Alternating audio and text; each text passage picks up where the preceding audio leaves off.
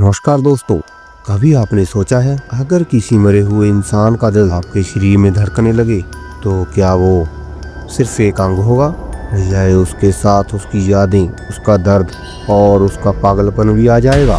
Hospital operation theatre, रात 2 बजे।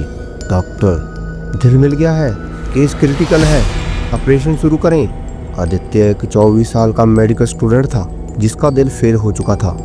आखिरी उम्मीद थी एक ट्रांसप्लांट और वो हो गया सफर। लेकिन कहानी यहीं खत्म नहीं होती, ये तो बस एक शुरुआत थी। आदित्य अपने घर में पहुंचता है। ऑपरेशन के 15 दिन बाद आदित्य को एक सपना आता है।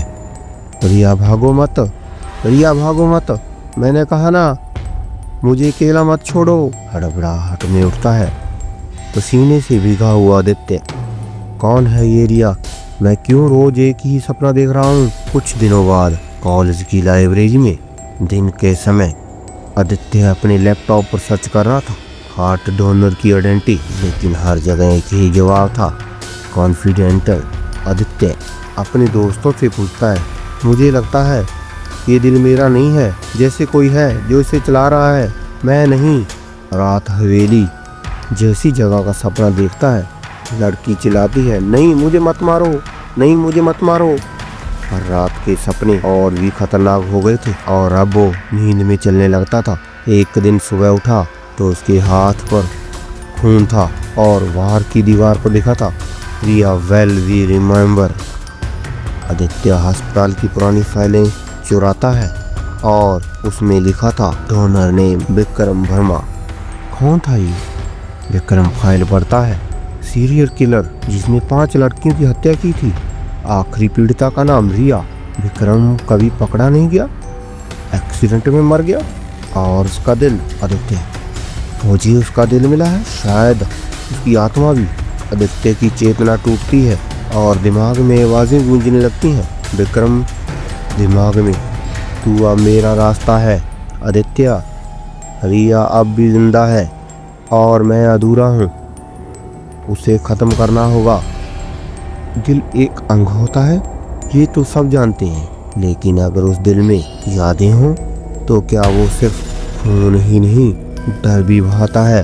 आदित्य कलम से खुरच खुरच कर एक ही नाम लिखता जा रहा था, रिया रिया रिया रिया। हड़बड़ाहट में उठता है, उसे होश नहीं कि उसने क्या लिखा। ये क्या हो रहा है मुझे? ये कब लिखा? अब ये सपने नहीं रही, ये यादें थी और किसी की उसके दिल में दबी हुई। अब आदित्य के हाथों कुछ ऐसा हुआ जो उसने नहीं चाहा, पर किया उसी ने। रात गलियों में एक अजनबी आदमी लहूलुहान मिलता है। पुलिस को कोई सुराग नहीं। टीवी रिपोर्टर, शहर में एक रहस्यमयी हमला। पुलिस का मानना है कि यह मानसिक रोगी का काम है। आदित्य टीवी के सामने बैठा खून से सने कपड़ों को देखने लगता है। ये मैंने किया क्या, यह उसने? विक्रम दिमाग में, तू अब मुझे रोक नहीं सकता, मैं तुझ में पूरी तरह समा चुका हूँ। आदित्य, नहीं, मैं ऐसा नहीं बनने दूंगा, ये मेरा शरीर है, मेरा जमीर है। विक्रम, लेकिन दिल मेरा है। अब भी रिया तक पहुँचना चाहता है। अब आदित्य को सिर्फ एक ही चीज करनी थी, रिया को ढूंढना और विक्रम के खेल को खत्म करना। लेकिन जो दिल धड़क रहा था वो उसे रिया के करीब ले जाने को बेताब था। कत्ल के लिए या प्यार के लिए?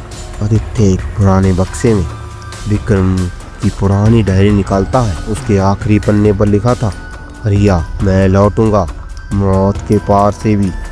और अब मौत लौट आई थी, आदित्य के सीने में धड़कती हुई। आदित्य को अब वो दिखने लगी थी, वही लड़की जो हर रात उसके सपनों में चीखती थी। अब वो सपना नहीं, हकीकत थी। उसका नाम था रिया।